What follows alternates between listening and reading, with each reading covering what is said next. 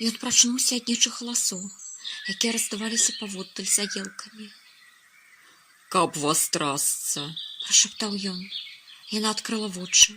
Ён зрабіў ёй знак рукой памаўчаць. Галасы размаўлялі недзе зусім побач, у гушчары, на ўскрайку. На Полацк ісці трэба, у манастыры схавацца. Там пакойна, ніхто не знойдзе, я правяду. Горача упэўніваў знаёмы голас, высакаваты, як удзяка, срываючыся на казільны фальцэт. «Ідзі ты сам у свой манастыр!» Незадаволена адказвалі яму. «Што я там забыла?» «Матушцы паклонішся, яна цябе прыме, скажаш ёй». Тут голас стаў шаптаць штосьці хутка, горача, і так ціха, што было амаль нічога не разабраць. «Старыя знаёмыя!» вымовіў Міхась, падабраўшыся. «Пугнуць іх ці не?» Задумаўся. Яна паклала руку яму на плячо. «Можа, яны яшчэ што скажуць. Пачакаем, маё сонейка, паслухаем». Яны утульна уладкаваліся ля дубу. Высокая трава суцэльна захінала іх. Яе шорах скрадваў неасцярожныя гукі. Парачка ля палянцы між тым пачала спрачацца, а потым і сварыцца. «Што мне твой манастыр? Я патомная жрыца, я богам загадваю. Нябёсы, зямлю і ваду открываю. Мне ўсе чэрці ў акрузе падпарадкоўваюцца, і тыя, што ў полі, і што ў багні, і дамавыя, і лесуны. Я для ўсіх замовы ведаю, слова знаю. І што я буду ў тым манастыры? Маліцца ды галавой аб пол стукаць? Навошта?» «А навошта табе гэтыя чэрці?» Раптам запытаў высакаваты мужчынскі голас. «Ну, пахілішся ты ім, ці яны табе, паклікаеш, яны прыйдуць. І што? Што з таго? Навошта чалавеку з чарцямі знацца? Не разумею я цябе, Ганна, ты ж не дурная баба». «Затое ты дурны, дурань. Усе вы мужыкі дурні, акрамя аднаго, Нікіфара, і той дурань таксама. Бо ж закахаўся ў гэтую пінду жыдоўскую. Вы толькі гэтым месцам жывяцё, ідзе ў вас розум. Таму і нічога вам не патрэбнае. Вам толькі мёд ды бабу падавай. Чэрці, ведаеш, якія карысныя? Яны мне ўсё рабілі. І схадзіць куды, вескі прынесці і падгадзіць каму, ступіцу з кола зняць, каня ці карову сапсаваць. Яны на любую шкоду гараздыя, і не толькі». «А калі чалавек крыжом святым захінуты, і павозка яго папом бласлаўлёная, тады што? І наконт вестак, ці ж можна чарцям верыць? Яна ж хлусы па сваёй прыродзе, і ўсё роўна гэта брыдка. Кажуць, святыя людзі і так дарам празарлівасці валодаюць. Яны ўсё бачуць і ведаюць, і на адлегласці таксама, і чытаюць і ў думках, і ў сэрцах чалавечых. І Бог дазваляе. Вось бы так магчы». У голасе Васіля пачуўся водгук зайздрасці. «Без ніякіх чарцей. Бачу я тых чарцей. Ведаеш што? Калі перапіў, піў я тыдзень, ці болей, і напрыканцы чэрці пачалі вакол мяне скочыць. Гэткія брыдкія, страшныя, чорныя, як сажа. Мяне ледзь знаёмы поп адхадзіў. Выхадзіў». Васіль паправіўся. «Адхадзіў цябе поп, пэўна, кандзілам па башке дурной». Ганна фыркнула. «Хочаш, чорта выклікаю, балотніка? Зараз пабачыш, якія яны насамрэч. Твае праваслаўныя чэрці табе анёламі здадуцца. Зараз». Яна прысела і пачала нешта шаптаць. «Стой, стой, не трэба, я табе веру, Ганна, веру як самому сабе. Не клікай ты ні лесуноў, ні балотнікаў. Стаміўся па лясох блукаць, кажучы. Хлеба хачу, малака. Абрыдла мне грыбамі і ягадамі сілкавацца. Я ўжо і штаны магу не апранаць. Ліецца ўсё і так на парамкі». За гэтымі яго словамі Міхась сагнуўся да зямлі, душачыся ад хохату. Ахапіў галаву рукамі і пачаў качацца. Летыцыя з спачуваннем глядзела ў бок лесу, адкуль даносілася размова. «А можа, паклікаць іх?» – прашаптала яна. «Хлеб у нас ёсць, і пірагі, і курыца ёсць смажаная. Я ўзяла, хай пад'ядуць». «Хай іх чэрці пад'ядуць балотныя!» Змрочна вымовіў Міхась, асмяўшыся ў рукаў. «Мне не курыцы той шкада, я б яе ім кінуў у кусты, дзе яны сядзяць. Хай Ганна думае, што яе чэрці прынеслі. А Васіль, што Бог паслаў. Мне бачыць іх млосна і справу з імі мець ізноў». «Міхась, а можа паклічам? І праўда, шкада іх, Васіля. Ты ж чуеш, ён зусім не благі. Толькі Ганна баіцца, яна яго зачаравала». «Страшная баба». Міхась пагрозна усміхнуўся. Але ж пакуль яны вагаліся, размова прыняла зусім нечаканы паварот. «Ты, Ганна, як хочаш. Хочаш, у лесе заставайся, грыбамі ды ягадамі сілкуйся і чарцям маліся. А я на Полацк падамся. Пайду, кінуся ў ногі ў манастыры. Мяне прымуць, я ж былы поп.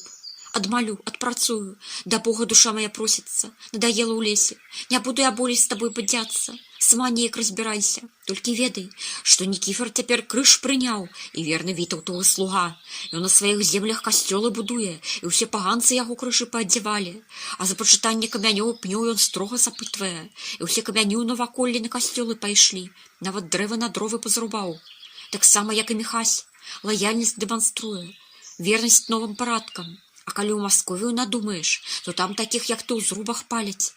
Зложыць з вярвення хацінку без крышы, небараку туды ўнутр, да слупа прывяжуць і запаляць. І люба крычаць. Яны бабак шаптух дужа не жалуюць. Гэта не тут, там усё строга і не дыхні. А ты чаго збёг?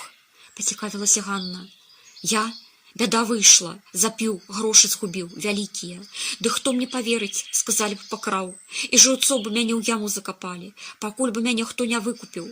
А каму я не барака патрэбны, таму і пайду ў Полацк. Яны хоць і праваслаўныя веры, аднак больш чалавечныя. Кінуся ў ногі, паплачу. Крыж адзіны застаўся, срэбны. Яго аддам, сабе з палачкай звяжу. Яны мяне прымуць, я там ужо быў. А сышоў чаму? Ці яны не такія добрыя, як ты меркаваў? Таму што бес папутаў пракляты. Запіў я ізноў, а потым кірмашы ты мяне сустрэла. А за твае грошы я лічыў на радзіму вярнуцца, з таўгамі разлічыцца. Ці яшчэ куды, вось і ўсё. Яшчэ куды, дзе цябе не ведаюць? Ну і жоўк. Ганна рассмеялася громко, так што шышкі пасыпаліся. Ладно, пайду з табой у Полацк, за навукай праваслаўнай. Не ўсё ж мне з лесунамі справы мець. Чула я, што ёсць істоты і павышэй. Толькі для гэтага кнігі трэба, я чула. Тыя, што ў царквах да манастырах чытаюць. Адвядзі мяне да вашага Бога. Хачу з ім бліжэй пазнаёміцца. У голасе Ганны пачуўся і пафас, і натхненне. Калі я з чарцямі такое магу, дык з Богам, то я ўвесь свет пад сябе круціцца застаўлю. Яна усміхнулася. Я тебе до матушки отвяду, до настоятельки. Она тебе просвятить и все расскажет. А сам я про монастыры застануся. Буду грахи адмольвать, а прыкла мне ўсё. Мира, спокою душа просить. Пайшли, Ганна, не будем часу марнаваць. По дорозе мы до раніцы прохолодзе далёка пройдзем. Праз тыдзень у Полацку будем. Хлеб ёсць у мяне яшчэ, сухары, збярог. А можа, у Полацку ты і справу сабе знойдзеш, лекарскую, ці якую яшчэ, павітухай. Ты толькі пра сябе ўсё расказвай, не таіся. Там матушка празарлівая, яна ў самую душу глядзіць, усё бачыць. З гэтымі словамі гласы на паляне сціхлі, зашапацела лісце, зашумела трава, і парачка накіравалася праз гушчар да дарогі. Міхась махнуў ему вслед рукой. Хай ідуць з Богам. Добра, што я гэтага небараку не забіў тады, на кол не пасадзіў. Усё ж нешта ёсць у ім чалавечае. Душа хоць і занядбаная, як яго галава, уся ў рэп'е. Ды глядзі ты, і Ганну ў манастыр звёў, я б так не змог, шчыра кажучы. Але ж кожнаму сляпцу свой павадыр. Каго Бог пашле, а ў Полацку мяне цяпер свае людзі ёсць. Вітаўт там уладу памяняў, намеснік там новы, літовец, не русін. Я папрашу, прыглядваць за імі будуць. Пайшлі ў хату, каханая. Там нешта пра курыцу казала, дык я прагаладаўся, пакуль слухаў. Ён прыгарнуў яе, пацалаваў шчаку, і яны пайшлі ў дом. Хутка ў хаціне загарэлася вакенца, прывабна ярка. Міхась падцяпліў печ. Васіль спыніўся, быццам бы ад штуршку якога, абярнуўся і паглядзеў гушчар. Развярнуўся і пайшоў доганяць Ганну, якая ішла наперадзе. Яна ахапіла яго рукамі, прытулілася да яго і замёрла, паклаўшы галаву яму на грудзі. Яго моцныя рукі крэпка ахіналі яе, закрываючы яе тонкую спіну. Яна прыціскалася да яго шчакой, і ён хіліўся над ёй. «Нікому цябе не аддам, красуня моя, нікому і ніколі», – прашаптаў. «Ты прыйшла да мяне ў гэты лес, у гэтую хаціну, і тут нам і быць любая, на гэтай зямлі, у гэтым благаславённым месцы, дзе Бог звёў нас разам, куды прывёў, як у зямлю абяцаную, і большага мне не трэба. Толькі б з табой разам быць, толькі б цябе кахаць, душэня маё». Ён ахінуўся, і яго вусны так крануліся да яе вуснаў. І раптам недзе ў лесе гучна раздаўся страшны ваўчыны вой, якому адказаў дзікі чалавечы крык. «Памагіце, памагіце, ратуйце! Господі, спасі мяне грэшнага! Не дай душы загінуць ад ваўчынай пашчы!» пачуўся ў ціхім лясным паветры. «Што гэта?» Яна ўстрыгнула. «А трасца, ваўкі іх напаткалі, дурняў! Тут недалёка іх бачылі, людзі казалі, ды мяне ваўкі баяцца, я металам пахну. Таму я смела з табой ішоў. Ратаваць іх трэба, Сонейка, і хутка, зараз. Толькі я цябе адну не пакіну. Ён рашуча лінуў у печ вядру вады. Зашипелі вуглі. Пайшлі. Ён схапіў яе з руку, хутка ўскінуў на коня і сам ускочыў за ёй побач. Намацаў у ножнах, прытарочных да сядла, вялікі доўгі меч. Ты толькі нічога не бойся, Сонейка. Гэты конь ваўкоў не баіцца, як і я. Ён ваўчыным мясам кармлёны і іх крывёю. Быццам адказваючы на яго словы, вялікі жарабец іржэў і стукнуў нагой, закрыты паножам. Толькі трымайся за мяне крэпка. Ён ударыў коня па холцы рукой, цяжкой, магутнай. Но, пайшоў. І яны панесліся па дарозе ў лес туды, куды часам раней пайшлі небаракі-вандроўнікі, і адкуль цяпер чуўся жаласны істошны крык. Зайшоўшы глыбей у лес, Ганна з Васілём спыніліся. Трэба было вызначыць напрамак. Дарога, на якую яны выйшлі, ветвілася на 3 галіны, прама як у казцы. Напрама пойдзеш шырокім ды праезжым шляхам, кагосьці абавязкова напаткаеш. Налева, вузейшым, занядбаным, напрамак скараціш. Ты можаш у дрыгву трапіць. Дарога, парослая відавочна, сыходзіла ў нізіну, верхавіны елак далей апускаліся, быццам бы і самі правальваліся ў багну, а лес выглядаў пажухлым, нейкім кволым і абадраным, як яно і бывае ў балоце. Дарога ж направа выглядала добра, самае тое, не праезжая, не закінутая, прывабная пясчаная калейка, крыху парослая травою, якая роўна і гладка бегла, хаваючыся з таўстымі, чырвонымі стваламі. Хвоі вакол узвышаліся, як свечкі. Але ж яна неяк хутка хавалася ў цемру, быццам бы яе праглынаў гушчар, які шатамі навіс над трактам. Усе 3 дарогі беглі, стаецца, ў нужным накірунку, утвараючы нешта накшталт вялікіх вілаў. Адна прама на поўнач, другая у паўночна-захадным накірунку, а трэцяя у паўночна-ўсходнім. Буйнейшая пасярэдзіне, тая напрамкі ідзе, праз паселішчы і мястэчкі. Гэта шлях тарговы, наезджаны. Яго праклалі, калі заходняя зусім у багну сышла. Спачатку ёй карысталіся, яна карацейшая ўдвая, ды там уброд праз дрыву трэба ісці. У былыя часы там па калена было, а цяпер не ведаю, можа і з галавой ідзе. Дрыгва, яна такая, расце, шырыцца. Чым болей народу і звяроў з'ясе, ды скарбаў праклятых праглыне, тым болей насычаецца, буйнее, пузо ў яе пухне, і жрэ ўсё больш і больш. Ключы там нейкія б'юць. Кажуць, выйшлі з чортава возера, якое ў нізіне непадалёк. А направа дарогу я не ведаю. Здаецца мне, яна таксама ў абыход, міма тракта ідзе. Кручок вялікі робіць, затое па гушчары, сухім, непралазным. Яна разу ўдвая даўжэйшая, ды затое ціхая. Кажуць, могілкі старыя яна абмінае, паганскія, валуновае поле. Тое поле зараз лесам стала, і валуны прама праміж хвою тырчаць. Месца дужа паганае, страшное. Таму і ходзяць тут рэдка, і толькі тыя, хто пэўныя трэбы пра пачатку прынясуць. Мы калі... Тут ён спыніўся, хацеў сказаць, калі мы з Міхасём на Полацк хадзілі, аднак прамаўчаў.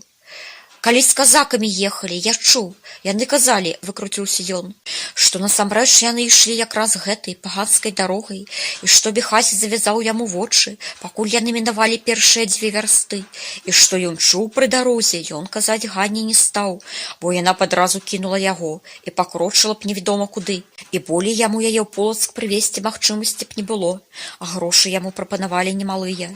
Да таго ж, ён і сам не мог уцяміць, што ён там чуў дасканала. Быццам бы выў нехта далёка, целя дарогі крочыў, ці варона каркала, а можа, і вецер у дрэвах шапацеў, толькі пот халодны па яго скуры бёг, як ручаём, быццам бы яго рукі нябачныя краналі. Потым, праўда, лес пасвятлеў, і ў бакі адышоў, а далей яны на прастор выйшлі, праз палі сцяжынкамі хутка крочылі, і цераз некалькі гаёў да ляскоў да Полацка дайшлі. А ты ўсё добра тут выхадзіў, Ускінула на яго вочы Ганна. Лепей, чым я, усё ведаеш. Павадзіла нялёгкая па шляхах дарогах, уздыхнуў Васіль. Жыццё маё такое, ты ж жанчына, зачым табе далёка ад вёскі адыходзіць? Тваё вон, хутар з лазней, ды кірмаш у мястэчку, а я па свету пабадзяўся так, што болей не хачу. Няма ў мяне лазні і хутара. Ганна надзьмулася. Папалілі праклятыя, а хто не ведаю. Схлусіла яна. На яго маёнтак напад рабілі, ды на хутар натрапілі, і абрабавалі ўсё ўшчэнт. Таму ён яшчэ за гаспадарку спаленую вінен. Усё праз яго. Ганна так разозлілася, што сама сабе паверыла. Злоба наміхася ўзнялася ёй пад самае горла. Перад вачыма паўстаў куфэрак, які з пехасёвай рукі упорхнуў ад яе прама ў сярэдзіну возера. Толькі бурбалкі пайшлі. Вар'ят! Прабарматала яна. Дурань! Што ты, Ганна, кажаш? Чаму я вар'ят? Я табе ўсё кажу, як ёсць. Вырашай, як пойдзем. Толькі б я галоўным шляхом на тваім месцы б не ішоў. Яго абавязкова пільнуюць, бо ж самы зручнае. А якім бы ты пайшоў на маім месцы? Пацікавілася яна. Праз балота ці чортава поля з камянямі? Калі б я быў я, то я б пайшоў праз балота, прабраўся б неяк, але ж ты жанчына важкая, таму можаш і не прайсці. Васіль вінавата развёў рукамі. А калі б я быў ты, то камянёў бы я не збаяўся, бо ж я б тады ад іх замовы ведаў. Ён хацеў дадаць, як Міхась, ды змаўчаў, праглынуў словы. Таму прапаную міма могілак паганскіх ісці. Толькі што на ноч блізка, то можна да раніцы пачакаць. Не трэба нам нічога чакаць, зараз пойдзем. Ганна надзьмулася. Каб я камянёў баялася, я і словы знаю, і наогул, чаго мне баяцца. Хай яны мяне баяцца. Са мной ведаеш, колькі чарцей ідзе. Цэлая світа, ты толькі іх не бачыш. А я бачу, вунь яны, цэлае войска стаіць, хваставе круціць. Ганна абвяла рукой елкі. Васіль уздрыгнуў, і насамрэч, быццам бы нехта пухнаты, калматы паўставаў цемра праміж елак ды хвояў. Цемра пераўтварыла лес у густы, невядомы шудасты гушчар, які поўніўся прывідаў. Ну, пайшлі, калі так. Васіль пакорліва махнуў галавой і ўскінуў на плечы невялікі мех. Усё, што ў іх было з ежы і паклажы. Засохлая скарынка да Васілёў малітоўнік. Стары, запэцканы, закапаны воскам адсвечваў. Сонца ўжо амаль зайшло. Яго барвовыя прамені марудзілі на небасхіле, прывабна асвятляючы ўваход у цемру. Але ж адразу з нагадваючым тунель уваходам у гушчар цемра рабілася непралазнай, густой, як добры атрамант. Праз імгненне яна праглынула іх. А яшчэ праз колькісць часу Васілю стала па-сапраўднаму страшна. Страшна стала і Ганне. Светлая пляма за іх спінамі хутка знікла. Яны апынуліся ў такім гушчары, што, здаецца, трэба было паўсці на карачках. Неяк прадраўшыся праз навіслыя галіны, яны раптам выйшлі на вялікую прасторную паляну, на якой вольна раскінуліся парослыя мхом валуны. Яны ўзвышаліся з абодвух бакоў ад іх, прама ў лесе, які паўставаў паміж старых могілак. Нічога і нікога вакол не было, толькі жудасная цішыня і касыя промні зайшоўшага сонца афарбоўвалі зямлю і камень чырвонымі палосамі. Быццам кроў цячэ хрысціянская, раптам падумалася Васілю, і яму стала жудасна. Ну, кажы сваё слова, жрыца! Ён павярнуўся да Ганны і ўбачыў яе белы, нейкі сінюшны твар. Ганна намагалася, але ж словы быццам бы прыклеіліся да яе вуснаў. Не насілілася вымавіць іх, ды не магла. Нейкая нябачная вяроўка душыла яе, і калі прыглядзецца, Васілю мроіліся касцяныя рукі, ахапіўшы яе шыю. І тут бакавым зрокам ён убачыў, прама праз могілкі, з-за валуноў да іх набліжаліся нечыя невысокія, прыгнутыя постаці. Істоты быццам бы рухаліся на 4 лапах. А можа, і на 2. Ён не мог бачыць у цемры. І тут раптам вакол раздаўся жудасны громкі ваўчыны вой. Нудотны, з вялікую журбою, адчайны. І яму пачалі ўторыць галасы, якія ліліся, здаецца, адусюль.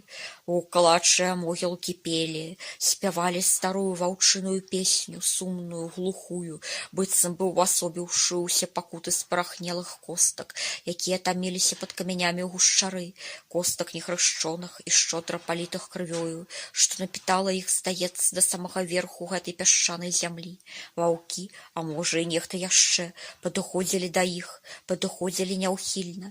І тады Васіль упаў на калені і пачаў маліцца. Дрыжачымі рукамі ён выхапіў з меху малітоўнік, чыркнуў крэсівам і прыладзіў наверх невялікую васкавую свечку. Усё багацце, што ў яго было. Паўстаў на калені і стаў гучна чытаць. «Жывы ў помачы вышняга, тени замёрлі». І тут адпусціла Ганну. «Велес, Велес, Бог лясны, прыйдзі, бяду адвядзі, я цябе клічу». Тут яна выдала нейкія незнаёмыя Васілю словы, нагадваючы булькатанне, а можа, у ёй ізноў мову адняло. Толькі праз імгненне голас прарэзваўся ў Васіля, і замест малітвы ён чамусьці стаў гучна крычаць: «Господі, Боже, ратуй мяне, выратуй, адмалю, век пасціцца буду, ні глытка! Господі, ратуй, памагі, Маці нябёсная, Ісус Марыя, сілы нябёсныя, Господі!»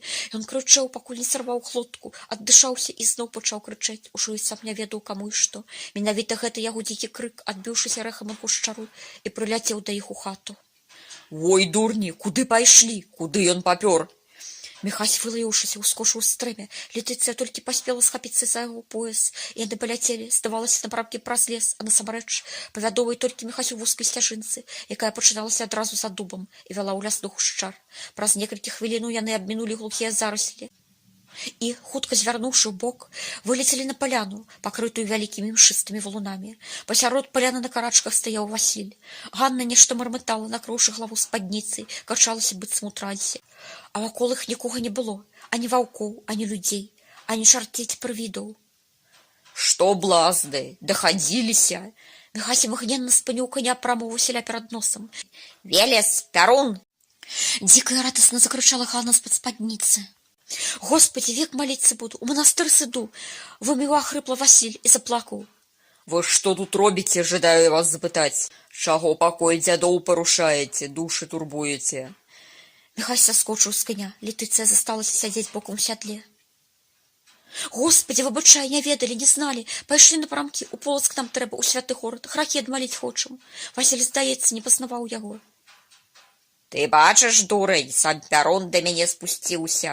Ганна надзьмулася. Пане Пяруне, не адбоў, шануй маю просьбу, дай прайсці праз клятае месца, я табе што хочаш, крывёю адкуплюся, звярынай ці чалавечаю, толькі скажы, галавою сваёй дурной ад мяне адкупіся. Гаркнуў Міхась. Як ты ўжо надоела, калі ж ты ўжо свой лёс напаткаеш, усё ходзіш і ходзіш вакол, як кот ля сметаны, ці як пёс ля косткі, якую ў смецці зарыў. Ідзіце, куды хочаце, хоць праз лес, хоць праз поле. Адкрываю вам усе шляхі на ўсе 4 бакі, толькі назад вам ходу нет. А наперад, калі ласка. Вецер віхор здует іх у Полацк, дуем так, каб яны ляцелі і не прыселі, нават па патрэбе. Там вас дужа чакаюць, так што паспяшайцеся, не марудзьце. І не зліце мяне, пакуль я добры. Васіль, не адрываючы ад яго вачэй, ківаў і, стоячы на карачках, намагаўся злажыць свае нехітрыя прылады назад у мех. Ганна ускочыла, прасанілася, хацела пакланіцца, ды раздумала, і толькі махнула перад мордай коня рукой. Жывёліна пасунулася, нібыта з агідай. Летыцыя схапілася за холку, Міхась паспеў утрымаць коня лейцамі, і той стаў, грэбліва матаючы галавой. «Матухна, царыца нябёсная, Багародзіца!» Васіль узняў нарэшце галаву і зноў бухнуўся ў пыл. «Васіль, гэта я, Летыцыя, не трэба, усё добра, мы вас выратавалі, і тут нікога не было». Летыцыя паспрабавала супакоіць яго. Ганна ўтаропіла на яе вочы. «Згінь, прападзі, маўка, наўка, русалка праклятушчая. Прэч у лес у багну, я цябе не клікала. Ідзі добрых моладцаў казычы, тут табе няма чаго рабіць». Летыцыя толькі пакачала галавой. «Родная, яны нас не пазнаюць і не пазнаюць нікога да раніцы. Такі тут морак, месца такое. Яны тут дазолку лямантавалі. А я і сапраўды падумаў, што ваўкі». Міхась развярнуўся. «Вы яшчэ тут?» — запытаў. «Геть адсюль, каб духу вашага не было. Вунь дарога вам». Ён паказаў рукой на ясна абазначыўшуюся ў месяцовым святле сцежку. Васіль, ківаючы ракам, папоўз па сцяжынцы, на хаду ухапіўшы за падол Ганну. «Стой, дурань, спадніцу сцягнеш!» — закрычала яна. Голас прарэзваўся. Міхась усміхнуўся, ускочыў на коня і накіраваў яго храпаю ў бок падарожнікаў. «Загадваю апошні раз, як Пярун, Велес і хто там яшчэ. Пайшлі вон адсюль». Доўгі бізун, як маланка, ляснуў па пяску. Нарэшце Ганна зразумела, што шлях адкрыты, і, ухапіўшы Васіля за каршэнь, павалакла яго за сабой вон, на край паляны. «Палову жыцця забралі». Міхась сплюнуў, як воскамі анёў разгрузіў. Яшчэ некалькі хвілінаў яны стаялі і сачылі, як небаракі схаваліся за хвоямі. «А што там у нас было, каханая? Курыца, ты казала, пірагі?» Ён уздыхнуў. «Нешта мне есці захацелася, проста моцы няма». Усё, і курыца, і пірагі, і сыры яшчэ. Летыцыя ўзняла на яго разгублены твар. «Ну дык пайшлі. На чым мы там спыніліся?» Ён ахапіў яе рукой і нацягнуў лейцы. Жывёла фыркнула і пакрочыла назад праз лес да паляны.